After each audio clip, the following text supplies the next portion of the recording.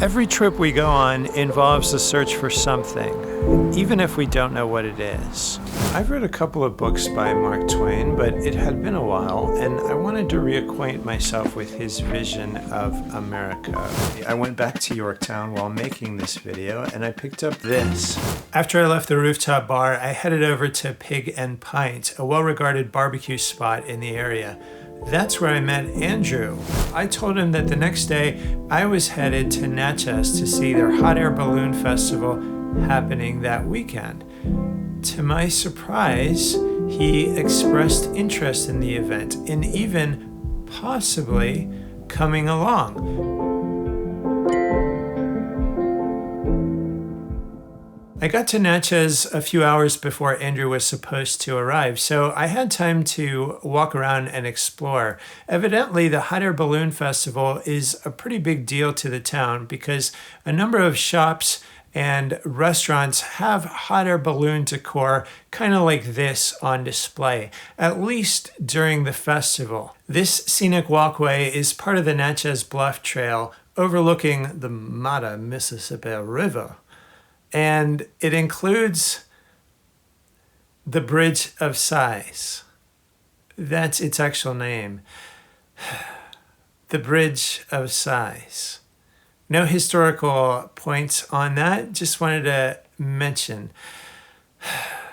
The Bridge of Sighs. It's a great name for a bridge, what can I say? While looking for a place to eat, I met this couple, Jack and Janet. Now, if this were a fictional story, then the alliteration of their names might seem a little too convenient. But then reality is sometimes stranger than fiction. For example, my parents' names are George and Georgia, so it happens sometimes. As it turns out, Jack's former employer used to be one of the sponsors for the Hot Air Balloon Festival, so he told me a little bit about what it takes to get to ride one of the hot air balloons. If you're curious, he suggests the best way to get involved in that, to get an opportunity to do that, is to volunteer for the festival, especially if you're not connected to a sponsor or are friends with someone putting up one of the balloons. If you volunteer, there's a chance that you'll get invited to ride, especially if you volunteer for several years. Good to know. For lunch, I ended up going to Fat Mama's Tamales, one of the places featured on the Natchez Visitor Guide. And I've got to say, it does have personality. Now, I tried to figure out the connection between a tamales place and little Jimmy Dickens' song quoted on the wall, "May the bird of paradise fly up your nose." As far as I can tell, there isn't a connection, but when a place has fire and ice pickles, gringo pie, and knock you naked margaritas on the menu, you don't ask a lot of questions. You just go with it. Fine by me. I still had some time before Andrew was supposed to arrive, so I visited Rosalie Mansion right nearby.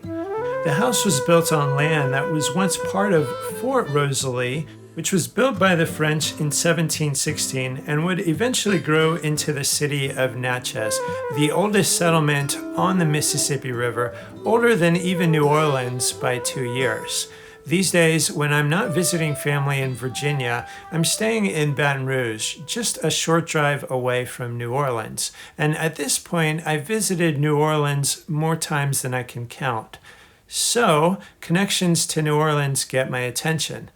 As it turns out, Eudora Welty's novel, The Optimist's Daughter, begins in New Orleans. That's not the only time that New Orleans would have a connection in this story. Okay, a few more tidbits about Natchez to set the stage. Prior to the Civil War, Natchez had more millionaires per capita than any other city in the U.S. Much of that was due to the cotton plantations, largely operated by slaves. Rosalie was also built from money that came from cotton. Built in the Greek Revival style, Rosalie Mansion was constructed in 1823. commandeered by the Union Army after the Battle of Vicksburg and converted into a National Historical Landmark in 1989. The Daughters of the American Revolution, who run the historic house museum that Rosalie has become, wouldn't allow me to take photos or videos inside. So you'll have to trust me when I say that it conveys sufficient grandeur inside. It's the kind of place that has a do not touch sign in almost every room. One of those signs actually said, "Thou shalt not touch," as if God himself had decreed it. Thou shalt not steal, thou shalt not kill, thou shalt not touch the exquisite treasures in the Rosalie mansion. Okay then. It was a small sign whose only purpose, whose only reason for being was to tell us not to get our grubby little hands on the fine treasures of the Rosalie mansion, albeit in language fitting for a high lord or lady. Perhaps that's why they needed the clarification. Thou shalt not touch. I don't get it. I don't understand. Maybe I'll go ask that nice Duchess over there for an explanation. Oh, look, they included a helpful parenthetical. It says, "Don't touch." Oh, I see. They added that clarification in easy to understand language, so simple that anyone can understand, even me. Oh, shucks, I'm so grateful I might just fire a gun in this here grand hallway. I don't see a sign about it, so I guess it's all right. Okay, where was I again? Important history to get through and whatnot. Bridge of Sighs. All right, focused, finishing this road trip video. Back to it. Bridge of Sighs. It doesn't get old. I'm sorry. It doesn't get old. Okay. The rest of the video here. Road trip video. Important history. Getting through it here. Oh, the Bridge of Sighs. Okay. I'm back to it.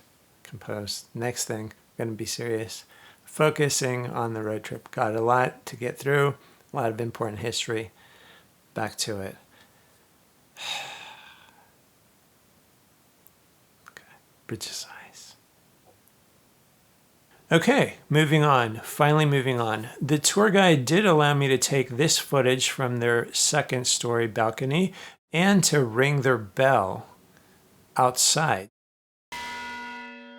So they're not entirely immune to the whims of the visiting masses, although I wonder if we were dukes and duchesses if they would have allowed us to, caress the beautiful porcelain, examine the silverware.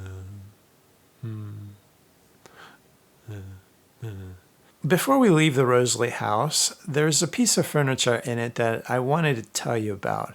It's called the turtle trunk, named after its arched turtle shell-like top. As our tour guide explained, that shape, the arched turtle shell-like shape, allows it a certain advantage. When you're going on a carriage ride, let's say, it ensures that your turtle trunk gets added last and removed first, thereby solidifying your status. Which made me wonder, what happens if your fellow carriage riding passengers had the foresight to bring their own turtle trunk? Battles would ensue, right? It's true, humans are status-minded creatures. At least they were back then, back in the time of the Rosalie house. Now it's very different. That actually reminds me, I need to go and check to see what the blue check marks going to Davos are pontificating about on Twitter. Hold on, I'll be right back.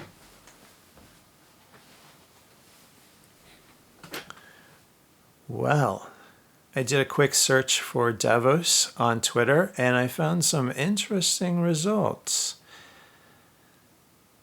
a few grandiose selfies from seeming San Francisco techno hippies.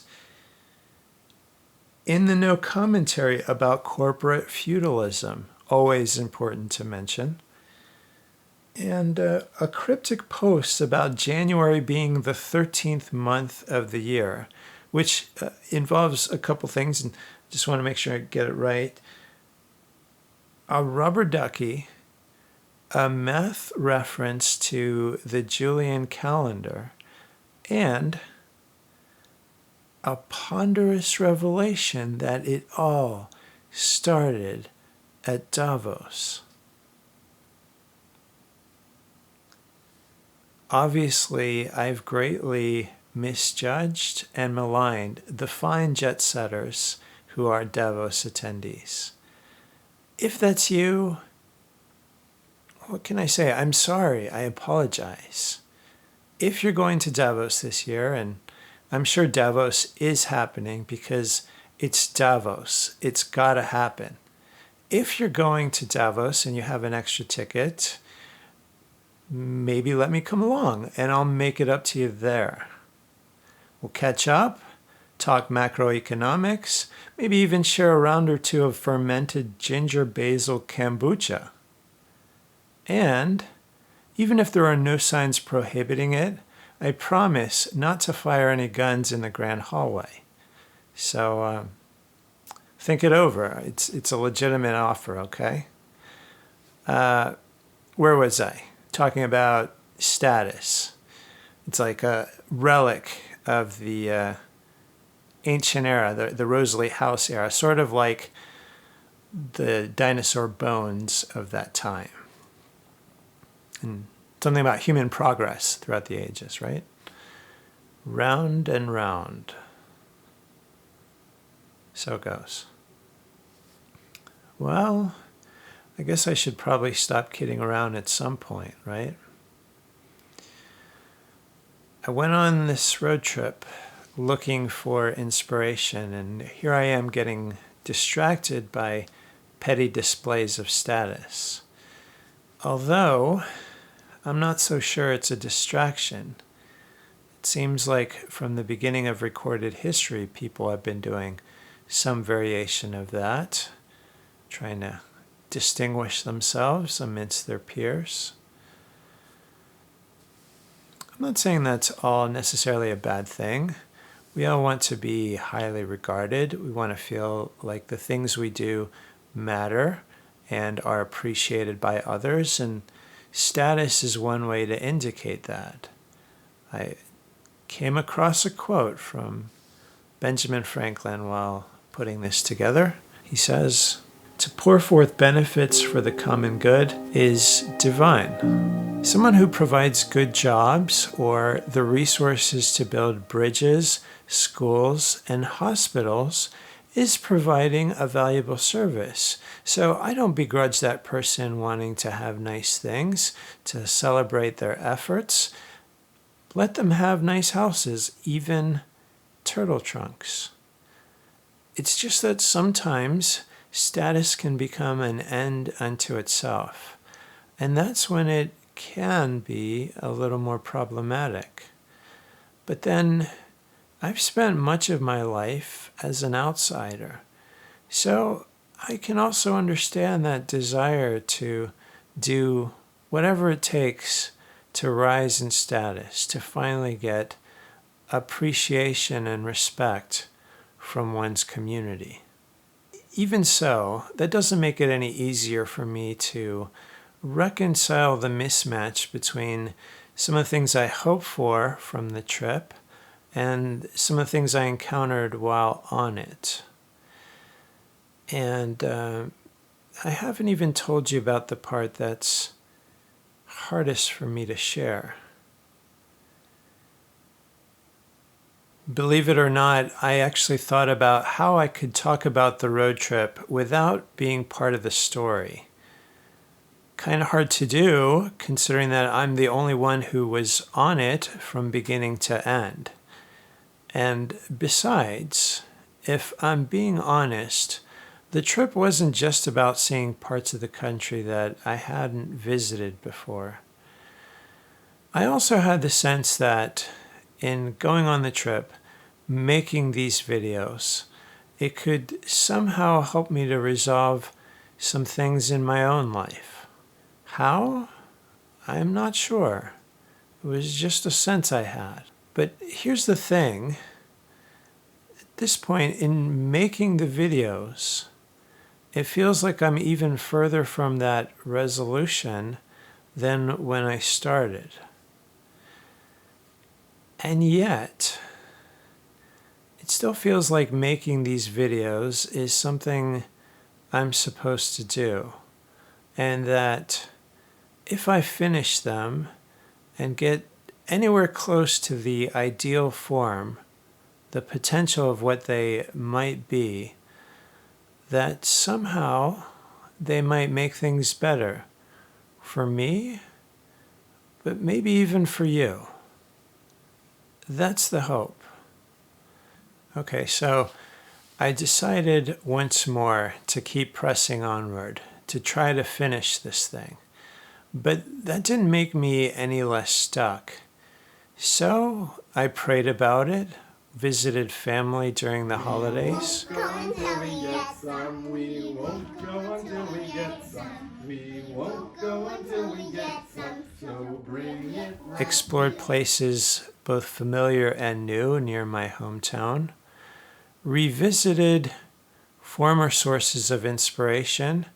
Found new sources of inspiration. And went on one run after another. Those things helped, although I still didn't know how all the pieces would fit together into something potentially worthwhile that could possibly make things better for you and me. That's okay though. I don't need to have all the answers, just the next right step forward. Besides, I still have some time, some events to cover before getting to the end of the road trip where I have to come to some kind of resolution for the road trip video series, if not for my life in general. And the part coming up next involves some of my favorite moments from the trip. It's when Andrew comes to Natchez. I spent all this time getting to this point. Might as well tell you about that, right? After I met up with Andrew, we found a spot on the bluff and prepared to watch the balloons fly by. Around us, friends and neighbors were catching up as kids played by the fountain. There was even a band playing in the gazebo. Eventually, the balloons started to appear, and I've got to tell you, there are worse ways to spend a day than watching hot air balloons fly overhead as the Mississippi River gently ripples below.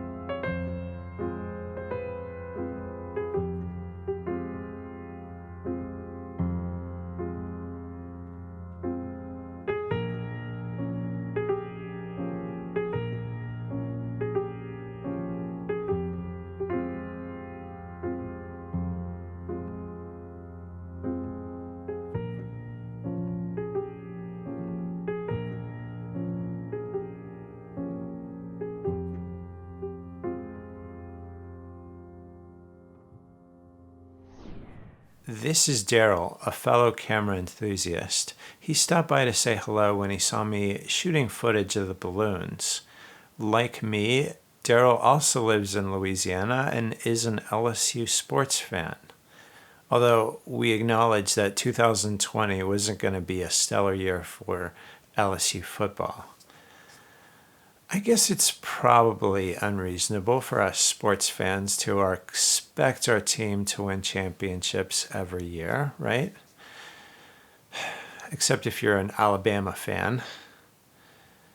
If you ever see me turn into an Alabama fan, come put me out of my misery. But got to give them credit for consistency. Bridge of size, you know? Bridge of size. I mean, that's it. That's the bridge of size. And those locks are supposed to be tokens of affection from happy couples. I got this master lock for you because you got the combination of my heart. You spin me right round, baby. Right round like a combination lock, baby. Right round, round, round.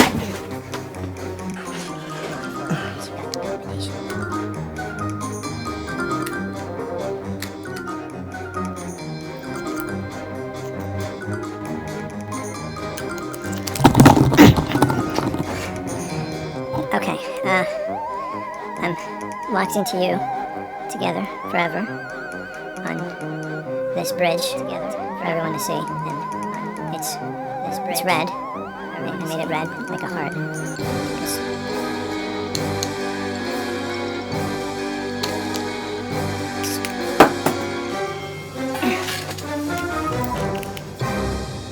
All right, confession time here. I've never given a girl a lock, but it does seem like a sweet gesture now that I think about it. So that was a bit of silliness, and I thought about not including it. I'm actually on a walk, wrapping up a different road trip, trying to figure out what I want to share with you. And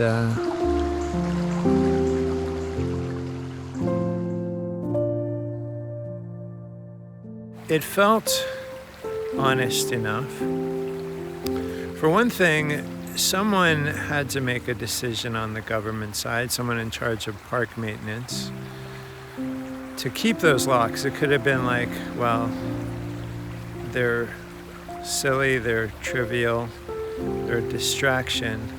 Let's just cut them down. But for whatever reason, someone decided to keep them up, and so something commonplace became a commemorative tradition.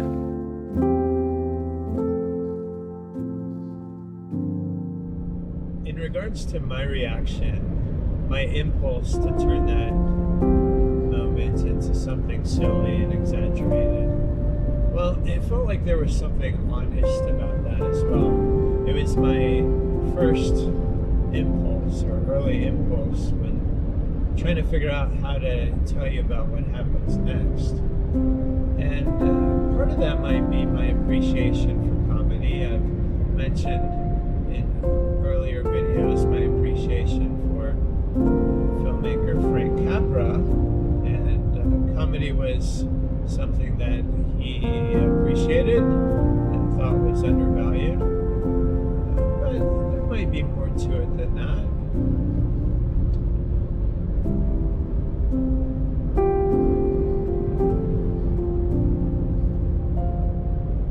Be my way of trying to either ease into a difficult conversation, to add some levity to it, or to try to escape from some other feelings surrounding the situation at hand. My life in general.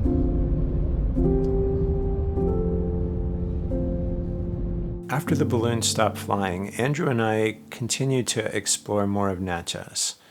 It turns out both Andrew and I had a couple of things in common, beyond the fact that we were both in the midst of a road trip. For example, Andrew once owned a Jeep Liberty, very similar to the one I brought on my road trip.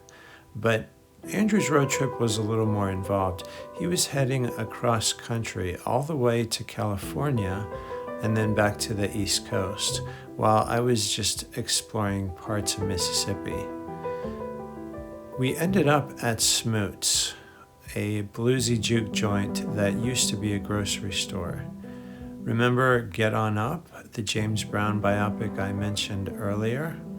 They shot part of it at Smoot's as well.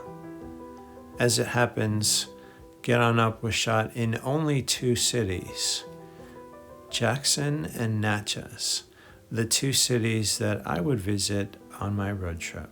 But I didn't know that when I was planning the trip. That day, Natchez seemed to have all the small-town charm of a setting in a Mark Twain story. Actually, Mark Twain did visit Natchez, and he wrote fondly about it in his memoir, Life on the Mississippi, which was published in 1883. As the night came to an end, Andrew and I discussed some of the things that we might check out in the following day. It had been a memorable day exploring Natchez with Andrew, and I was looking forward to some of the things that we might see on the next day. Little did I know that the next day's circumstances would take an unexpected turn that would ultimately affect my outlook on the trip.